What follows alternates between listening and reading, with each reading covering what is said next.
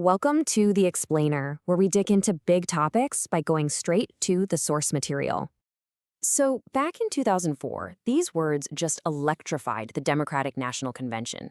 They captivated the entire nation. But here's the crazy part. The guy who said them, he wasn't some huge national figure. He was a pretty unknown state legislator from Illinois. So that's the big question, right? How does one speech do all that? How does it launch a state senator on a path to the presidency? Today, we're going to deconstruct that journey and that one pivotal moment. And to really get it, we've got to go back to the beginning. All right, so before he was a household name, before that massive DNC stage, Barack Obama was really honing his political skills in the Illinois State Senate. We're talking 1997 to 2004. This was his political proving ground. And, he pretty quickly got this reputation for not being some rigid ideologue, but for being a pragmatist, someone who could actually get things done.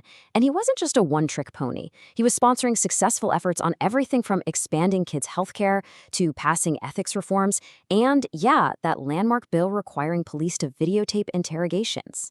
But here's the thing. His path wasn't just a straight shot to the top. Not at all. He had a major political setback in 2000. He challenged a popular incumbent for a U.S. congressional seat and, he lost badly. It was a really public defeat, but it turned out to be a crucial learning experience. That loss really forced a reset. This wasn't just about licking his wounds. It was an essential period of rebuilding, of laying the foundation. He had to go back and repair relationships with local leaders and rebuild the trust he knew he was going to need for his next, much bigger move. And that next move? It was the 2004 DNC Keynote Address. And what he did up there on that stage, it was no accident, it wasn't luck, it was all strategy.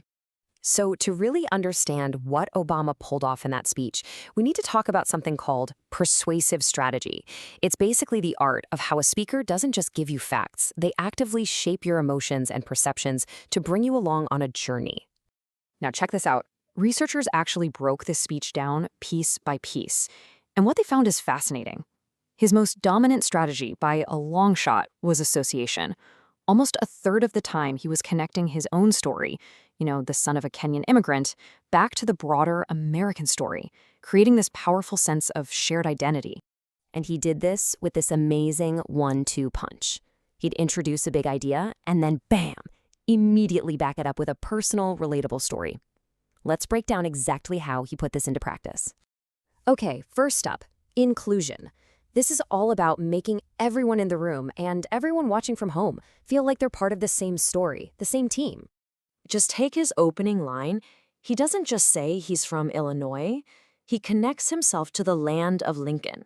Right away, he's tapping into a shared piece of American history, and it just elevates the whole moment for everyone listening. He's inviting them into a much bigger story. He also used a really cool device called parallelism. The easiest way to think of it is like the chorus of a song. That repeated structure makes the ideas stick in your head, and it builds this incredible emotional momentum. And you can just hear it right here. That repeated if-then structure connects the struggles of a child, a senior citizen, and an Arab-American family. He's tying their individual fates into one shared destiny, and that builds a really powerful sense of empathy. So, what was the point of all this? Well, look at this breakdown. It's fascinating. Researchers found his speech was almost perfectly balanced, but he spent the most effort just capturing and holding the audience's attention, even more than on building his own credibility or just appealing to pure emotion.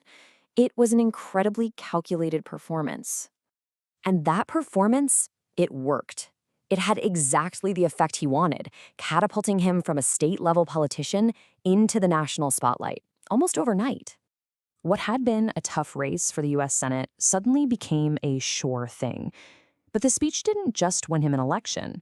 It created a real, viable path to the White House. But okay, that's the rhetoric. Did it actually translate into reality? Well, when he became president, those exact themes of unity and shared responsibility from his 2004 speech were woven directly into his policy agenda.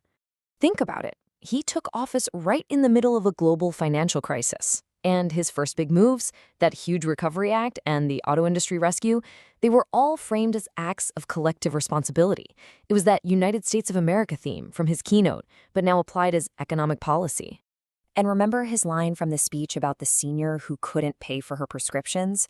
Well, His signature domestic achievement, the Affordable Care Act, was a direct answer to that.